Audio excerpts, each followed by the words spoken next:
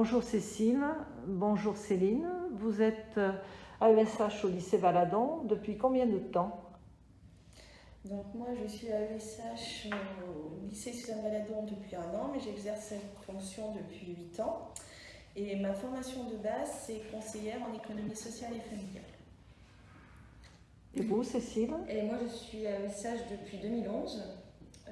Je suis quasiment toujours restée sur Valadon, sauf un petit passage en primaire pendant 2-3 ans, et je suis de formation éducatrice. D'accord. Pouvez-vous nous expliquer en quelques mots en quoi consiste l'accompagnement des élèves au lycée?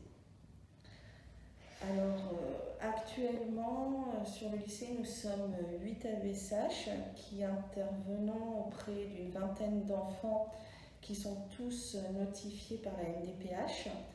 Et cette notification leur permet d'avoir des heures d'accompagnement avec une AESH.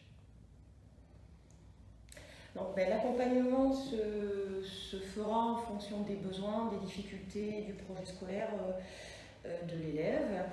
Donc cet accompagnement sera autant en temps de classe, donc pour des prises de notes, relecture, reformulation, aide à la concentration, déplacement, que à un niveau petit moment de la vie quotidienne, des actes de la vie quotidienne, comme le repas, les sanitaires, puis des petits coups de main, tout simple, amener un papier dans un endroit pas accessible pour un élève en fauteuil, par exemple.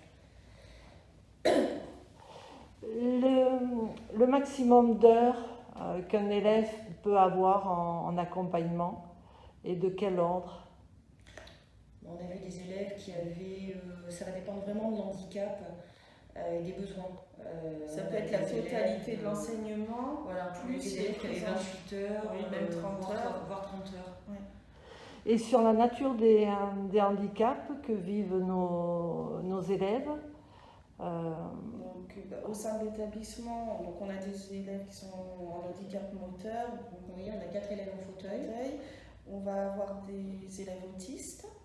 On va avoir tous des dyslexies, dysgraphiques, voilà. Des élèves qui ont besoin d'aide à la concentration, qui sont très actifs, voire hyperactifs. On peut avoir des élèves malentendants. Oui, on a eu des malvoyants. Malvoyants, dysphasiques. Après, ça peut être du handicap ou de la fatigabilité un peu plus ponctuelle, comme une maladie grave. Oui. Est-ce que vous suivez toujours le même élève? Non. Non. Du fait du plan PIAL, récemment amené dans les établissements, nous voyons plusieurs élèves dans la semaine. Donc ça peut être 2, ça peut être 3, ça peut être 4. Ça dépendra toujours de la même chose, des besoins et de l'élève, de son handicap.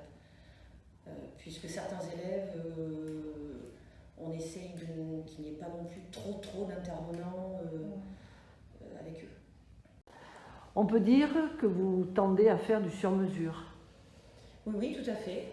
Ce sur-mesure, il est guidé par les équipes de suivi, de scolarité, donc les ESS, et par une collaboration au quotidien avec toute l'équipe pédagogique, les enseignants, l'infirmerie, tout le monde. À la lumière de votre expérience, quelles compétences humaines vous paraissent indispensables pour mener à bien vos missions? Donc, comme compétences humaines, moi je dirais qu'il faut avoir de la bienveillance, de l'empathie aussi. Une certaine adaptabilité quand même. Tout à fait, de la patience. De l'écoute. L'ouverture d'esprit, ça c'est bien.